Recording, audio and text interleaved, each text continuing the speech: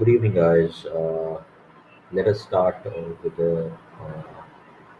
my favorite subject in finance, that is strategy corporate finance, fourth semester MBA, and I'll be taking you through the university syllabus which we are going to deal with. My name is Dr.Abhishek, and I head System MBA. Let us start without wasting our time. The syllabus of corporate finance consists of 5 units: corporate strategies, financial strategy, and economic value addition, then corporate tax planning and indirect tax structure, corporate finance instruments, joint ventures, and strategic alliance. What I'll do is I'll take you through the PDF theory part first, then we'll go and make some lectures on uh, practical as well, and there will be separate lecture after we complete all these 5 units. So let us complete these 5 units in the theoretical format first, then we'll go through the practical format as well. Unit 1 is corporate strategies. It consists of three parts: corporate strategies and its impact on corporate finance, the basic functions of corporate finance, and a role of finance in the role of corporate strategy building. Let us understand what corporate strategy is. So corporate strategy is hierarchically the highest strategic plan of the organization, which defines the corporate overall goals and directions and the way in which will be achieved within strategic management activities. It is the goal. It is a highest goal made by the top authorities in an organization, which defines corporate overall goals and directions of the organization and the way in which these goals will be achieved within strategic management activities. It is a long term, clearly defined vision of the direction of the company or organization. Let us understand. So, what do you mean by corporate strategy? It is a long-term goal of an organization, which guides the overall goal, and it gives direction to the corporate activities. What are the objectives? Now, objectives of corporate strategies is to identify competitors, long-term plan. It is a long-term plan to define entry and exit of entry of new entities, and exit of some existing entities.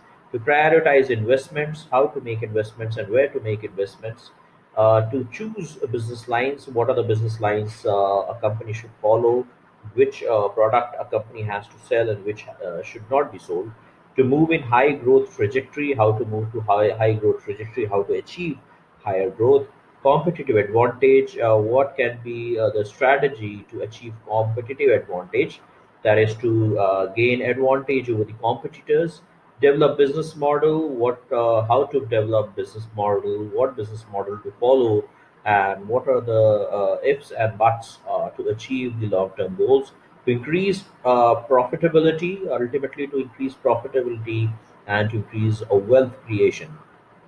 What are the types? Stability strategy is when we try to achieve, when a company tries to achieve stability, when it is in the mature phase and it tries to stabilize itself in the market by making its profits at certain level, and stabilizing its profits, stabilizing its sales, uh, stabilizing its cost, etc. Then growth and expansion strategies, when a company is in the growth trajectory or when it is in expanding phase, and then it adopts a strategy on how to grow or how to expand in its business, and that strategy will be known as growth or expansion strategy. Retrenchment strategy, how to move out of the business, how to leave a particular business, how to get rid of certain product lines, that is a retrenchment strategy. And combination strategy can be combination of stability strategy, growth expansion strategy, retrenchment strategy. What is the process of corporate strategy building? First of all, you make organizational missions and objectives. Then environmental analysis is done, where competitors, suppliers, creditors, all are analyzed. Creditors, debtors, all each and every aspect of the organization all the things which are if affecting the environment of the organization, and those are analyzed. And corporate analysis, the analysis of the company. So the company itself analyzes itself, and it tries to find out what is a strength, weakness, opportunity, and threat for the company itself. Then identification of strategy alternatives. What can be strategy alternatives? What kind of strategy alternatives? What kind of strategies a company can have? So they then identification of all the possible kinds of strategy alternatives is done. Then selection of the best alternative, or whatever is best alternative amongst the strategy alternatives which can be identified, is selected, and then choice of strategies made according to the alternative which has been selected. So then one the strategy is identified and that is finalized. So organizational mission and objectives are made. Mission is something for which a company is existing. That is a goal, that is a thing which a company aspires to achieve. And objectives are goals.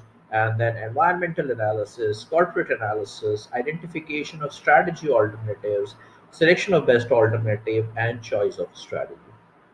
So this is the process of corporate strategy building. I hope everyone's clear with what we mean by corporate strategies, what are its objectives. There are four types of corporate strategies, and the process of corporate strategy building.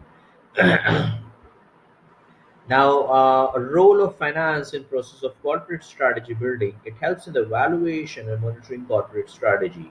So what it helps is it makes sure that what is the role of finance in the process of corporate strategy building process. It helps in the valuation of the assets and liabilities, and monitoring corporate strategy, that whether corporate strategy is in line with the financial outcomes aspired by the organization. And it helps in the growth and corporate strategy. It helps in risk management. It helps in formulating the financial strategy for the corporate strategy. So what actually happens is, once you make a goal for your organization, then you need to have requisite finance to achieve those goals, and those finances need to be acquired from somewhere. And for that, there need to be a well established financial strategy which should aim at the acquisition of finances at the minimum possible cost, and usage of finances to the best investment alternatives, making it a more most profitable venture, and giving wealth creation over a long period of time. So that is the role of finance in the process of corporate strategy building. Now, what is of let us know about the financial metrics used in corporate strategy planning. Financial matrices used in the corporate planning are free cash flow. What is the free cash flow available? Economic value added. What do you mean by free cash flow? Cash flow which you can freely use to purchase any asset, to finance your expenses. Economic value addition. Economic value addition we'll study in later slides. It means net operating profit after tax minus weighted average cost of capital. Then asset management, how to manage the assets of the company, how to manage the assets of the corporate, and it is very important part of corporate strategy planning. Financial decisions and capital structure. Capital structure we've already studied in the second semester in financial management. But capital structure is structure of the debt and equity in the financing mix of a firm, and financing decisions, how financing is to be done, how much debt is to be taken, how much equity is to be taken. That is a financial matrix. Then profitability ratios, a net profit ratio, gross profit ratio, what are the profit EBIT ratio, we need to operating profit ratio. So what how these profitability ratios are to be calculated, and have to make sure that the profitability at each level is higher, and it is enough to support the finances of the firm. Then growth indices, so various growth indices are used. What they can be growth indices on the basis of some certain base year, and then just comparison of your growth with that base year, and that is how growth indices are made. Risk assessment and management, corporate strategy planning also uses the risk assessment and management. It analyzes risk, it manages the risk, and then tax optimization. So you try to optimize your tax.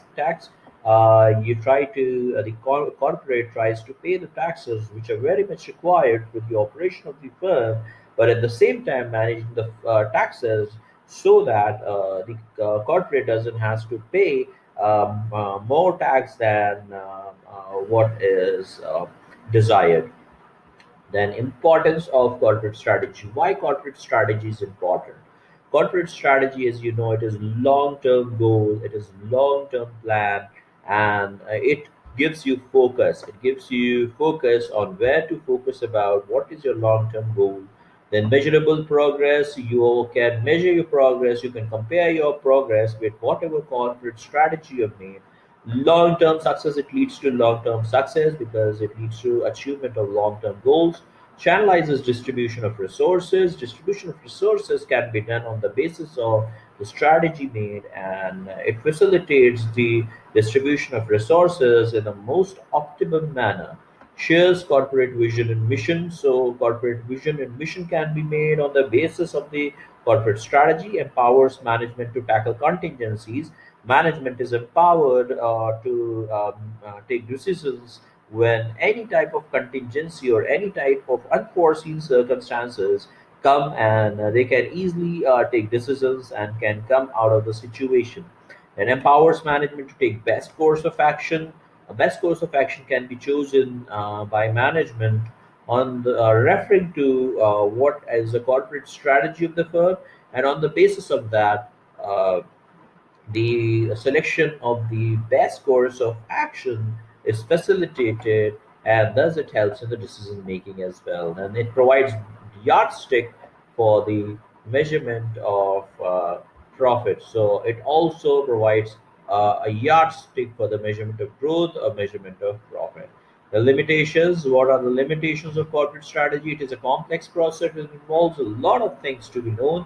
It involves the revenue, it involves the cost, it involves the asset, it involves the liabilities, it involves everything which comes under the corporate planning, corporate functioning, and that is why it is a complex process. It is not that easy to describe or to adapt to a corporate strategy, and it requires huge expenditure because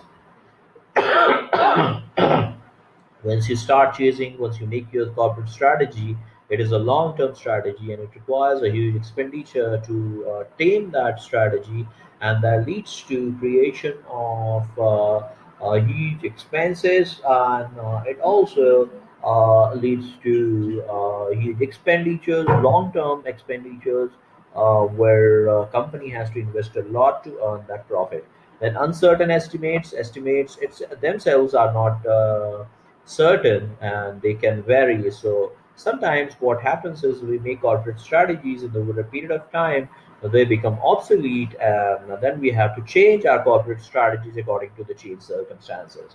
The difficulty in achieving desired results is definitely when we are making a plan. Sometimes we may not be that practical, and we may make a result, we may make a goal which may not be practically achievable, and that leads to difficulty in achieving desired results, and useful only for long range problems. So you cannot refer corporate strategies for short range problems. You cannot take decisions on the basis of corporate strategies to fulfill your short term goals, like maximization of profit by varying the prices, etc. So, this is about corporate strategies. Now, let's go for corporate finance. Corporate finance is an area of finance that deals with the source of funding, the capital structure of corporations, the actions that managers take to increase the value of the firm to the shareholders, and the tools and analysis used to allocate financial resources. So corporate finance is an area of finance that deals with sources of funding. So first is sources of funding, then you source the fund, then you make the capital structure. You decide on what kind of capital structure you want to have, whether want to have all equity firm or debt firm or equity debt mix, and what should be the proportion between equity and debt, and then the actions that managers take to increase the value of the firm. So finally, what is the main goal behind the corporate finance is to increase the value of the firm to the shareholders, and the tools and analysis used to allocate financial resources. So once you acquire these resources, you make capital structure, then you should also have clarity about the in corporate finance, you also decide about the allocation of financial resources you required and the capital structure you already have. So, what are the features of corporate finance? It is a financial activity. It is pure financial activity on the basis of money, on the basis of numbers. Objective oriented. It is 100% result oriented. And the result of the corporate finance, the basic out basic goal of corporate finance is to maximize the value of the firm, to allocate the financial resources in such a manner to maximize profit, to maximize wealth for the shareholders. Now, types of finance, they can be fixed or working capital. Fixed means capital structure, long-term sources of finance, and working capital means short-term capital, which is used in day-to-day business activities of the firm. Relationship with other department, corporate finance, though it is a financial activity, but it does affect other departments as well, because as we say, finance is the lifeblood of the organization. Nothing can run without finance, and thus corporate finance, it does affect other departments as well. Now, dynamic in nature, it keeps on changing in with time, because the rate of interest change, the regulations change, the laws change, the investment percentages change, the rate of discounting change, the IRR change, everything changes, and it is so dynamic in nature that we cannot stick to just one plan. An important part of business management. There cannot be any survival without corporate finance, as finance is the lifeblood of the organization. In objectives, there are majorly two objectives of corporate finance: profit maximization and wealth maximization.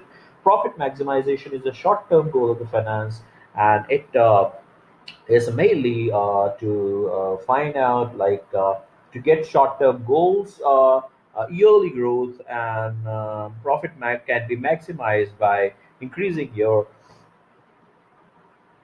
sales turnover or decreasing your cost, and that is how profit maximization is done, but it is always short-term goal. And next one is wealth maximization. Let us talk about what wealth is. Wealth refers to the market capitalization of the firm, which means the number of equity shares into market price per share, which states that what is the market value of the total equity shares carried by the company. So it is corporate finance. It is the main goal of the corporate finance is to maximize the wealth maximization. Number of equity shares cannot be increased or decreased. So the main goal of corporate finance is to increase the market value of the firm by increasing the market price per share. Now, what are the basic functions of corporate finance? It is financing activity, financial management, capital budgeting, risk management, and corporate governance. We've already dealt with all these headings in our last slides. Now, principles of corporate finance, there are three main principles. Investment principle. So once you decide what kind of in financing principle, once you decide what is your capital structure and how will you procure your fund, what will be the debt mix, what will be the equity mix, what will be the percentage of debt and equity in your financing mix, and on the basis of that you finance your project. And then you need to select what kind of investments you want to make. You need to select your investments on the basis of capital budgeting techniques, and need to find out that whatever you have acquired through financing principle, whatever funds you have acquired through various sources of finances, then you have to invest it in a most profitable manner, so that you can get maximum return out of it. Then dividend principle. Also, you have to the dividend principle denotes that yes, our organization has to uh, um, pay certain dividends to its shareholders, and to make sure that dividends are paid regularly to satisfy the shareholders, and at the same time also to plow back the profit, thereby maximizing the wealth of the shareholders. So these are the principles of corporate finance and importance of corporate finance. It helps in research and development. It helps in motivating employees because there's no other motivation better than finance. Promoting a company, it helps in the promotion of the company. If you have money, you don't need about the you need not worry about the promotions of the company. Smooth conduct of the business, it leads to smooth conduct of the business. It helps in expansion and diversification. It helps in meeting contingencies. There may be certain circumstances which are unforeseen, and if you have proper corporate finance and financing techniques, and meeting contingencies will not be a problem. The impact of corporate strategy on corporate finance. Uh, what are the impacts of corporate strategies on corporate finance? First of all, source of financing. Corporate strategy decides what are your long-term goals. On the basis of that, you decide what should be the source of financing, whether you should take more of equity, more of debt, whether you should go for more of debentures or bonds, or a rights issue, private placements. This all is decided by the corporate strategy or a long-term goal which your organization has set for itself. Then the capital structure of the firm.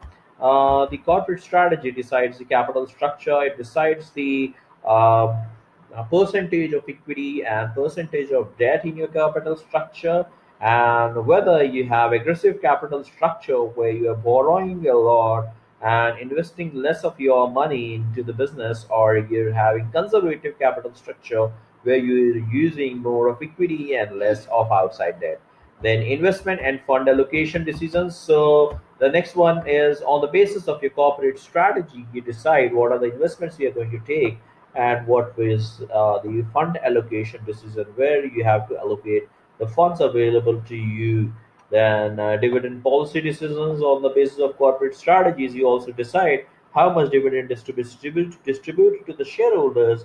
And if in case you've decided that you will not distribute shareholder dividend, more of dividend, rather than that, you will concentrate more on plowing back profit and reinvesting the profit into the business, and more into wealth maximization, then that will lead to conservative dividend policy. And if you decided that you will distribute dividend aggressively, and you will keep less amount of money for plowing back profit, and then you will have less of wealth maximization, but you will have aggressive dividend policy, and thereby making your investors happy.